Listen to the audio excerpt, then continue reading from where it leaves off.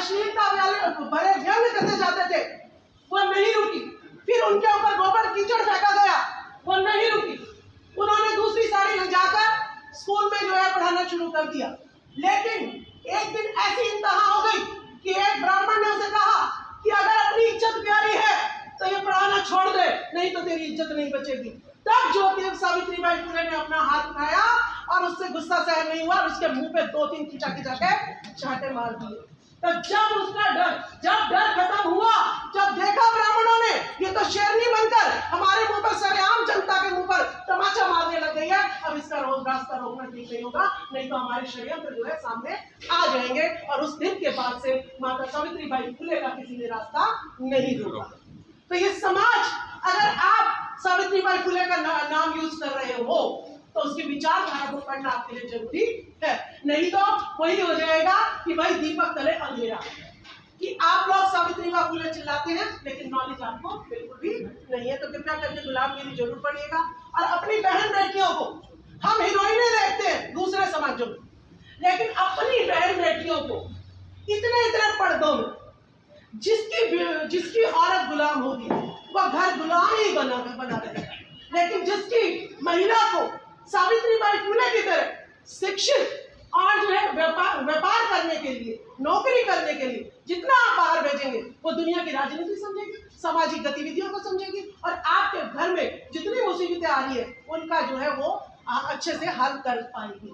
तो महिला जो है, ज्योतिबा फुले जी ने कहा था कि एक महिला अपने मायके को भी पढ़ाती है, अपने ससुराल को भी ठीक करके रखती है और आने वाली पीढ़ी को भी ठीक करके रखती है। और आदमी को अगर आप पढ़ाओगे तो सिर्फ वो अपना ज्ञान अपने तक ही रखता है। इसीलिए महिलाओं का आज समाज में इतनी कम महिलाएं, जिस दिन इस समाज में 50% महिलाएं आ जाएंगी, अभी बिल आ रहा है 50% महिलाओं का, 33%, 50 तो नहीं आ रहा, लेकिन आपकी महिलाएं तो तैयार ही नहीं है, ये तो सामाजिक मीटिंगों में बोलने के लिए तैयार नहीं है, तो राजनीति में कहाँ जाएंगी? तो राजनीति में कौन जाएंगे? जो उच्च वर्ग के लोग हैं वही जाएंगे और आप यूं ही पिसते रहेंगे अपनी दुखों के साथ, अपनी दुविधाओं के साथ। तो बहुत बहुत आप लोगों का सादर करती हूँ। मेरा समाज तरक्की करे, ज्योतिबा फुले जी और सावित्रीबाई फुले जी के विचारधारा को आगे बढ़ाए। बहुत पर कर्म यति तो लेकर के खुद आत्मशक्ति तम की छाती पर दीपक राग बजाते हैं, तो हमें उस अंधकार से निकालने वाली माँ सावित्रीबाई और ज्योतिबा फुले के लिए हमेशा एक समर्पण भाव से रहना चाहिए, क्योंकि हम जानते हैं कि जिसने असंभव को संभव किया है, इतिहास में उन्हीं की गौरव गाथा गाई जाती है। और अब परिस्थितियां थोड़ी बदल गई हैं, हम लोगों के पास रिसोर्सेज हैं, तो मेरी आप सभी से यही प्रार्थना है कि हम अपने मन को सशक्त करें, क्योंकि अगर हमारा मन निर्बल है, परिस्थितियों को हम बहुत ही नकारात्मक तरीके से लेते हैं। अगर हमारा मन स्थिर है तो परिस्थितियां हमें अवसर की तरह लगती हैं, चुनौतियों की तरह लगती है, क्षमा कीजिए। और अगर हमारा मन सशक्त है तो परिस्थितियों को हम अवसर में बदल सकते हैं। इन परिस्थितियों को अवसर में बदलने का समय है और माध्यम है शिक्षा, जिसकी ज्योति माँ ज्योतिबा फुले ने जगाई हमारे मन में। 3 जनवरी 1831 को उनका जन्म हुआ और 1841 को उनका विवाह ज्योतिबा फुले के साथ हुआ। और हम समाज के सभी व्यक्ति जानते हैं कि किस मुश्किलों के तहत, किन विषम परिस्थितियों के तहत उन्होंने शिक्षा का अलख जगाया।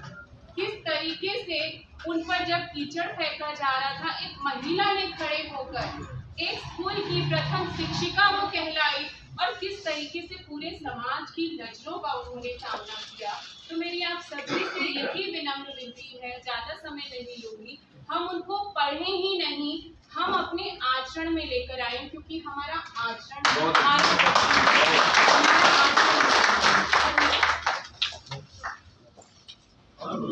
सभी साथियों को आज माता सावित्रीबाई फुले के जन्म दिवस पर इस समारोह में उपस्थित होने के ऊपर आप सभी बहनों और भाइयों का नमस्कार, धन्यवाद। आप जो सभी ने समय निकाल करके यहाँ उपस्थित हैं, ध्यान से सुने आप, नो इंटरप्शन इन बिटवीन। मित्रों, मैं कुछ कहना चाहता हूँ। हमारी बहनों ने बहुत कुछ माता सावित्रीबाई फुले की जन्म दिवस के ऊपर आपके के पढ़ने से नहीं, आचरण में उतारने से कुछ हो सकता है। मेरा भाव सिर्फ इतना भर कहने का है कि हमारे समाजों ने अभी अपने पास से ही पैसे इकट्ठे कर करके थोड़ी पूंजी में से छोटे छोटे भवन, फिर पंचायत, धर्मशालाएं, हमने बहुत सारे हर जिला, हर कस्बा और हर मोहल्ले में हमने बना रखी है।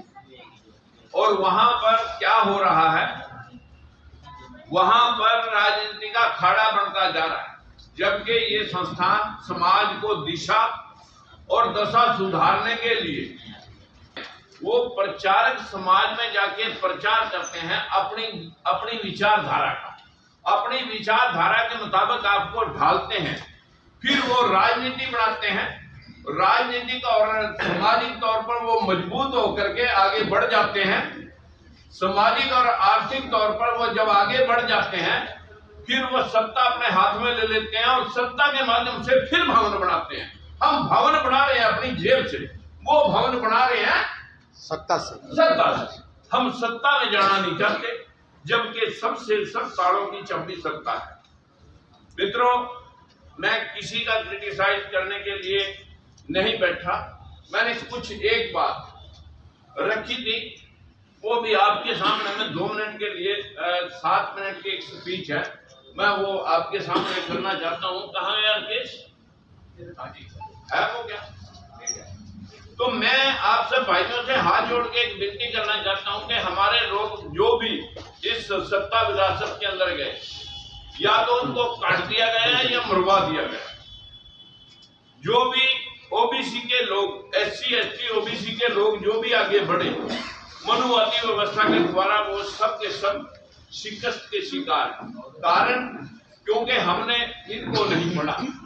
जो हमने पढ़ा वो देश में घटा नहीं, और जो देश में घटा वो पढ़ाया नहीं गया। आज रामायण महाभारत के तो सारे सिलेबस सब स्कूलों में आदेश हो चुके हैं, लेकिन सावित्रीबाई फुले, महात्मा ज्योतिबा फुले, भीमराव अम्बेडकर, गौतम बुद्ध, इनको इस देश में कहीं शिक्षा में कोई जगह नहीं दी गई। फिर भी अगर हम कुछ चाहते हैं कि हम आगे बढ़े, तो हमें राजनीति को सबसे पहले इन्हीं विचारों से समझना पड़ेगा। ये विचार वो है जो लोग, हमारे लोग अभी तक समझ नहीं पाए। मैं 5 मिनट की स्पीच कहो तो आप सभी के सामने मैं रख दूं, क्योंकि कुछ बातें हैं। सबसे पहले मैं माता सावित्रीबाई फुले के जन्म दिवस पर धन्यवाद करते हुए आपका थोड़ा ध्यान दिलाना चाहता हूँ। हम सारे बैकवर्ड और शेड्यूल कास्ट के लोग जातीय सम्मेलन बुलाते हैं, सैनिक सम्मेलन, कश्यप सम्मेलन, कुम्हार सम्मेलन, प्रजापति सम्मेलन, पंचाल सम्मेलन। अगर हम एक वर्गीय राजनीति को आगे बढ़े, लेकर के एक वर्ग को लेकर आगे बढ़े, जैसे लालू, देवीलाल, मुलायम, उन्होंने किसी ने किसान वर्ग की, किसी ने दलित वर्ग की, किसी ने पशुपालक वर्ग की राजनीति की थी। हम भी इस तरह से आगे बढ़ सकते हैं अपने संगठन बनाकर। फिर आप कहते हैं आपने बीजेपी छोड़ दी। मेरे से पहले गुरजाल सिंह सैनी, बलबीर सैनी, साहब सिंह सैनी, कलाशो सैनी, हरी सिंह सैनी, मनोहर लाल सैनी, बहुत सारे लोगों ने अपनी पार्टियां छोड़ी।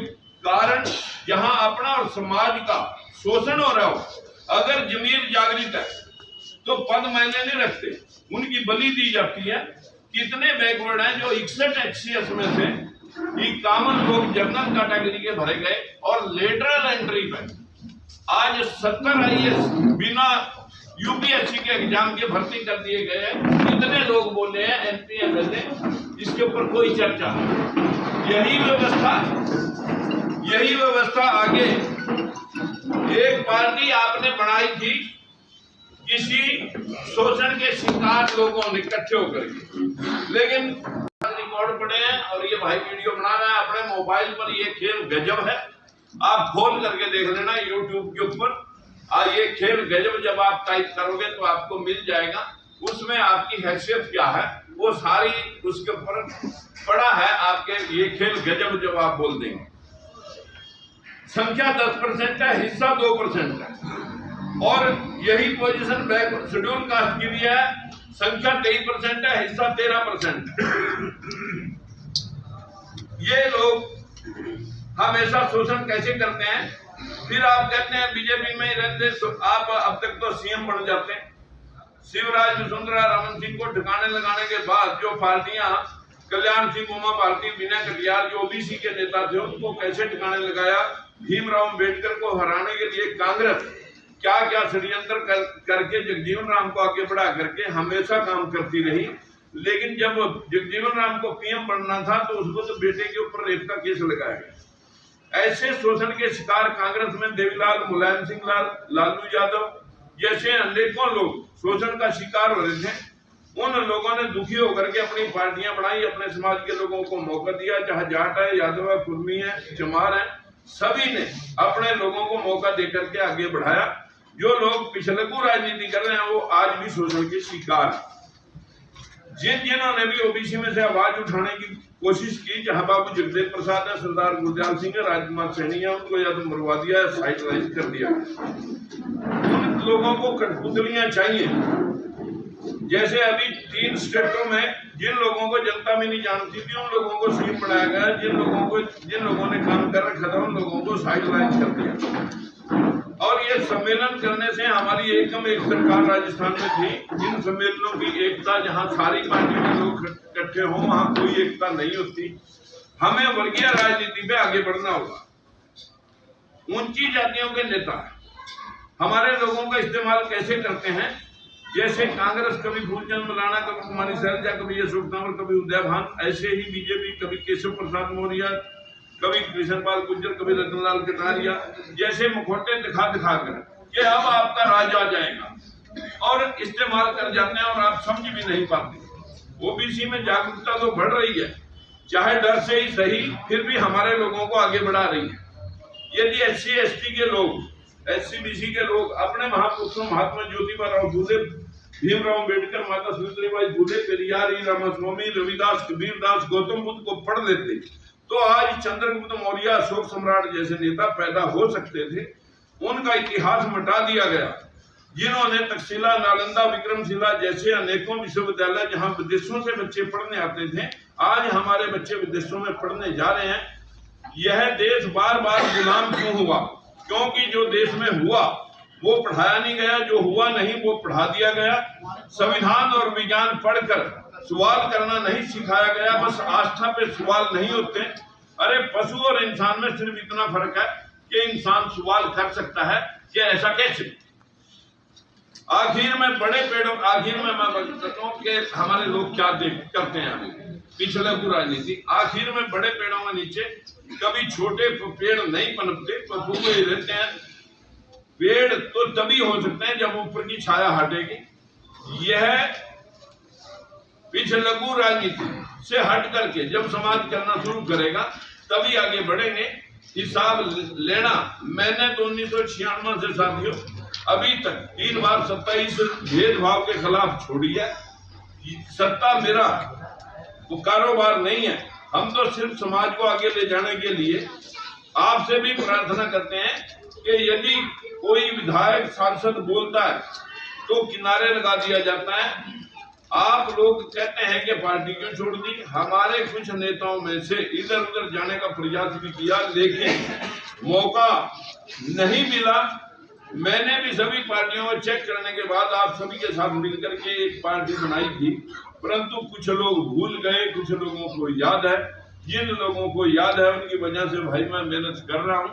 आप लोग लगे रहेंगे तो कभी न कभी मंजिल पा जाएंगे। आज क्या थे हम, क्या हो गए, क्या होंगे अभी, आओ मिलकर विचार करें। आज हम सभी, बस मैं ये कहूंगा कि माता सावित्रीबाई फूले की जन्म तिथि पर हम आज विचार करें। अपने बच्चों को अंधविश्वास से हटा करके राजनीति की सक्रिय, आर्थिक और सामाजिक विचारों को उनको जो है ना आगे बढ़ाएंगे। और मैं सभी से विनती करूंगा कि अगर किसी के मन को कोई ऊंच नीच लगी हो तो क्षमा करें। नमस्कार। आपको खुदा कहूं कि खुदा को खुदा कहूं, आपको खुदा कहूं या खुदा को खुदा कहूँ, दोनों का रूप एक है, किसको किससे जुदा कहूँ। साथियों, बोलना तो मैं बहुत कुछ चाहता था, माफी चाहता हूँ, समय की कमी है। मेरे से पहले वक्ताओं ने बहुत कुछ बोल दिया और मुझे कुछ सीखने का मौका मिला। अली साहब, मुश्किल कहे तू काम ना कर, तू काम ना कर। जीवन कहे तू काम कर, तू काम कर। फर्ज कहे तू काम कर, तू काम कर, वरना जाके शमशान में आराम कर, आराम कर, आराम कर। साथियों, राजबाला जी ने बहुत अच्छा बोला। जैसे अभी माता श्री के चरणों में कोटि कोटि नमन। सुना है कि अक्सर बदलता है जमाना, सुना है कि अक्सर बदलता है जमाना, मर्द है वो जो बदल दे जमाना। आज हमें गर्व है माता श्री पे। उस समय की बात कर रहा हूँ जबकि औरतों को पढ़ना तो बहुत दूर, पढ़ाई के नाम से भी समाज के ठेकेदार बड़ी बड़ी रुकावटें डालते थे। जैसे अभी राजबाला जी ने बताया, घिनौनी हरकत की गई, डराया गया, धमकाया गया, धमकी दी गई, आम बातें आज भी ये चल रही है। जैसे सैनी जी ने अभी बताया है, कमजोर आदमी पॉलिटिकल में या तो मरवा दिया जाता है या मार दिया जाता है, या साजिश के तहत उसको दबाया जाता है। तो साथियों, मास्टर की है, अम्बेडकर साहब ने कहा था, शिक्षित बनो, संघर्ष करो और संगठित रहो। ये 5 उंगलियां हैं, जब तक आप होंगे आपकी ताकत बिखरी रहेगी। आओ आप हम सभी मिलकर आज दसम खाया उत्सव पर हम सभी मिलकर अपने अधिकार के लिए लड़ेंगे। इतना कहता हुआ, चरखा चलता रहे, चरखा चलता रहे, तार ना टूटे, बीत जाए जिंदगी मगर प्यार ना टूटे। माता श्री को हमारी सभी की तरफ से कोटि कोटि नमन। जय हिंद, जय भारत। करुणाशील जी के लिए जोरदार ताली बजाओ।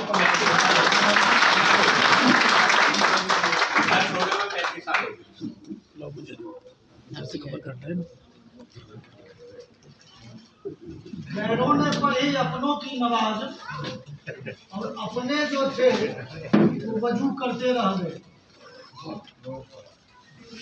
यानी दूसरे लोगों ने नमाज पढ़ा और अपने जो थे ना वो तैयारी करते ही रह गए। आज 3 जनवरी सावित्रीबाई फुले की जयंती है। संजोग से देखिए, माता सावित्रीबाई फुले की जयंती है और ज़्यादा संख्या में महिलाएं नहीं है यहाँ। हमारे में जागरूकता तो तब होगी जब इस तरह के कार्यक्रम में भी परिवार सहित आने का काम करेंगे। जब परिवार सहित आएंगे नहीं तो बहुत कुछ जानकारी नहीं मिलेगी। और यहाँ से सुन कर करके जब आप घर जाते हैं तो आप यही बात वहाँ दोहराएंगे और पत्नी से आपकी लड़ाई होगी,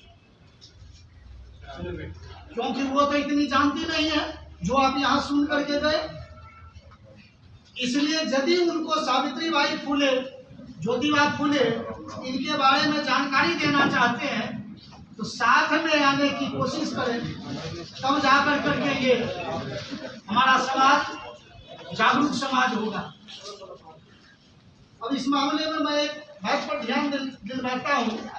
एक आदमी कहता है कि मैं मोहम्मद साहब को मानता हूँ लेकिन कुरान को नहीं मानता हूँ। यह संभव नहीं है। कोई कहता है मैं ईसा मसीह को मानता हूँ, बाइबिल को नहीं मानता हूँ। यह संभव नहीं है, क्योंकि जिस महापुरुष ने जो किताबें लिखी वह अपने लोगों के लिए ही तो लिखी। यदि हम कहते हैं हम ज्योतिबा फुले और सावित्रीबाई फुले को मानते हैं लेकिन हम गुलामगिरी पढ़ना नहीं चाहते, जब आप गुलामगिरी पढ़ेंगे तब फुले दंपति को जानेंगे। और मैं ट्रस्टी से भी आग्रह करता हूँ, ज्योतिबा फुले ने जो जो किताबें लिखी है वो किताब यहाँ पर मौजूद रहना चाहिए। बेशक लोग खरीद सकते हैं, पता चलेगा कि ज्योतिबा फुले ने और सावित्रीबाई फुले ने हमारे लिए क्या किया है। अभी तक तो अंधेरे में ही है। हमारा समाज भी और सरकार में जो बैठे हुए लोग हैं वो कभी नहीं चाहेंगे कि ज्योतिबा फुले और सावित्रीबाई फुले के जितने किए गए कार्य हैं वह जनता को पता चले, वो कभी नहीं चाहेंगे। जब पता करना आपका काम है, किसी और का काम नहीं है, आप ही का काम है। जब आप पता करेंगे तभी जाकर के पता चलेगा दायित्व तो किसका। जैसे कोई पिता है, पिता यह सोचता है मेरे अधूरे काम को कौन पूरा करेगा, मेरे अधूरे काम को मेरा बेटा या पोता करेगा। बेटा और पोता तो तब करेगा जब बेटा पोता को पता चले कि मेरा बाप और दादा इतना महान है। अभी तो बेटा पोता को पता ही नहीं है कि मेरे बाप दादा इतना महान है। यह पता इस गुलामगिरी जैसे पुस्तक से पता चलेगा। किसान का कोड़ा, ये सब जो किताब है, अब देखिए अभी थोड़ी देर पहले चर्चाएं हुई कि हम धर्मशाला को बहुत बना लिए, लेकिन आज मैं आपको एक बात जानकारी देता हूँ, जहाँ पर पहला विद्यालय खोला गया ना वो आज भी खंडहर है, खंडहर बना हुआ है। अर्थात आप धर्मशाला तो बनाते हैं लेकिन आप विद्यालय की तरफ आपका ध्यान नहीं है। मैं कुरुक्षेत्र गया था, यहाँ पर 4.5 एकड़ में पूरा बना हुआ है। 500 लोगों का लंगर होता है। उसी जगह अंबेडकर भवन में लाइब्रेरी चलता है और आपके यहाँ लंगर चलता है। अर्थात आपका शिक्षा की तरफ ध्यान नहीं है। वो 500 लंगर, 500 IAS की तैयारी बच्चे वहां कर सकता था। और जहां भी भवन बन रहा है आप धर्मशाला बनाते हैं और फुले के द्वारा शिक्षा दी जा रही है स्कूल बनाने का, लेकिन आप धर्मशाला बनाते हैं और धर्मशाला में पैसा आपका ठहर रहा है, दूसरा कोई, जबकि पैसा आपका लग रहा है तो वहां से IAS के बच्चों निकलवाइए, उसके लिए कीजिए। सुपर 100 बिहार में खोला है, आप लोग गूगल पर सर्च कीजिएगा सुपर 100। इससे पहले सुपर 30 भी एक आनंद कुमार नामक OBC का लड़का जो 30 गरीब बच्चों को IIT की तैयारी करवाता है फ्री ऑफ कॉस्ट, किसी भी जाति के बच्चे को। उसी पैटर्न पर सुपर 100 खोला है अभयानंद नामक एक पूर्व DGP जो ब्राह्मण जाति के। वो सुपर 100 में सिर्फ ब्राह्मण को मुफ्त शिक्षा देने के लिए, हिंदू को नहीं, ब्राह्मण वो सुपर 100 में पढ़ेगा, चंदा किसी और से, अब पढ़ेगा सुपर 100 ब्राह्मण बच्चे, राजपूत भी नहीं, बनिया भी नहीं। और आप लोगों को कहा, यानी वोट देने के लिए आप हिंदू हो और लाभ के लिए ब्राह्मण। ये सब समझने की बात है। और जबकि इसी जगह देखिए सैनिक का पैसा अब 500 लंगर में सभी खा रहे हैं और वहां पर पैसा सबका 100 बच्चों का सिलेक्शन हो रहा है ब्राह्मण का। यानी वोट के लिए आप हिंदू हो लेकिन फायदा पहुंचाने के लिए वो अपने। इसलिए आपको समझना होगा। सुपर 100 गूगल पर सर्च कर करके देख लीजिएगा, अब तब पता चलेगा। अभी कुर्बानी हुई उमा भारती की, विनय कटियार की, कल्याण सिंह की, और जब ट्रस्ट बना उस ट्रस्ट में एक भी OBC के व्यक्ति नहीं हो। अयोध्या वाले ट्रस्ट में एक भी OBC नहीं हो। उसमें 200-300 ब्राह्मण को पीढ़ी दर पीढ़ी उसको रोजगार मिल गया। पैसा आप पूरा इंडिया से चढ़ाओगे और वो पैसा जाएगा किसके जेब में। और जब यही बात आदरणीय सैनी साहब बोलते हैं तो हमारे लोगों को ज्यादा तकलीफ होती है। तकलीफ हमारे लोगों को हो रही है और सबसे बात कहने में तकलीफ होती है। गैलीलियो को लोगों ने मार दिया। जिन लोगों ने मार दिया उसका नाम आज नामो निशान नहीं है, लेकिन गैलीलियो जिंदा है। इसलिए सच कहने वाले की या तो मौत होगी और नहीं तो हाशिए पर होगा, लेकिन आने वाले कल में उसका इतिहास जिंदा रहता है, मारने वाले का इतिहास नहीं रहता है। इसलिए इतना ही कह करके मैं अपनी बातों को विराम देता हूँ। आप लोगों को जय फुले, जय सावित्रीबाई फुले। नमो बुद्धाय।